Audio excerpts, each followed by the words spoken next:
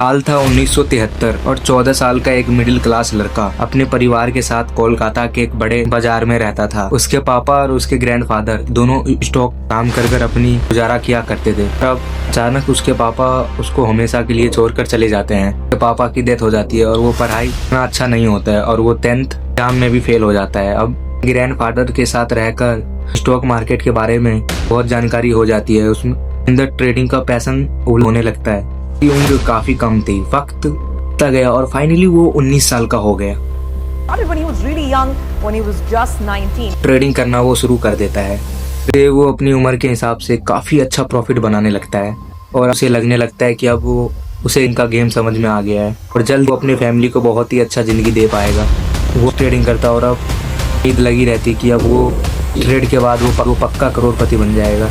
जितने बनाता वो अगले ट्रेड में सारे पैसे लगा देता, फिर और ज़्यादा प्रॉफिट बनाता। हमेशा की तरह बार उसके पास जितने भी पैसे थे उसने सारे ट्रेड में लगा दिए।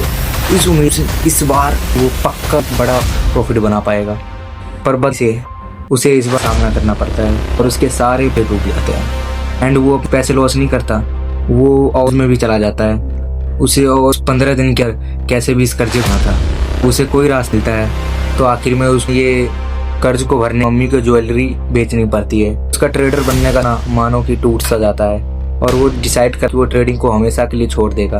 एक दिन उसने अपने आस पास कि कुछ लोग किराने स्टोर से 1 रुपए की पुड़िया बनाकर बेच रहे हैं। उसने मम्मी से कभी यही करना चाहता हूँ। तब उसकी मम्मी ने उसते हुए कहा कि कुछ महीने बाद वो करना शुरू करता है और मुंबई शिफ्ट हो जाता है।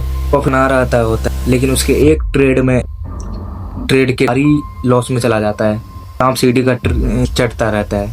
आखिर वो डिसाइड करता है ट्रेडिंग को छोड़कर लॉन्ग टर्म का सोचना पड़ेगा, इन्वेस्टिंग के बारे में सोचा। साल आता है 2004 तो वो अपनी सेविंग को 3 कंपनियों में इन्वेस्ट करता है। ओरिज, बेंज, बेयर एंड अटुल में कर देता है और आता है लगभग 10 साल के अंदर यानी 2000 उन तीनों का प्राइजेस 100 गुना होता है। इसके कारण उसके करोड़ों में प्रॉफिट बनाने का सपना फाइनल आता है। ये शख्स और कोई 100 करोड़ का मालिक। ऐसे ना जाने कितने शख्स स्कैम के बारे में एज है stock market. As investor, the director of Kedia securities, Vijay Kedia mister Vijay Kedia, Vijay Krishnaraj Kedia. कभी न कभी तो जरूर सुना है मार्केट के बारे में। इस कहानियों को सुनकर हम एंटरटेन कर भूल जाते हैं, सोचते हैं कि इस स्टॉक मार्केट से हमारा क्या ही लेना देना, में क्या ही फर्क पड़ता है। पर आपको ये एहसास नहीं कि आपके एक 20 ग्राम के टूथपेस्ट से अपने सपनों का घर खरीदने तक ये स्टॉक मार्केट हर जगह आपको इम्पैक्ट करता है।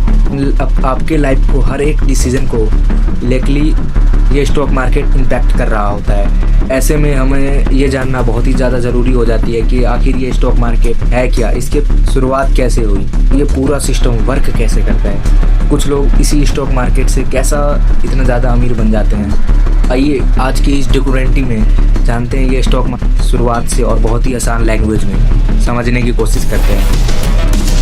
Stock markets across Europe and the US tumbled today. Bull run in the Indian market seems unstoppable. Fueling the Sensex and the Nifty continue to hit new highs. The Nifty today we clocked a new record high today. The stock market is higher.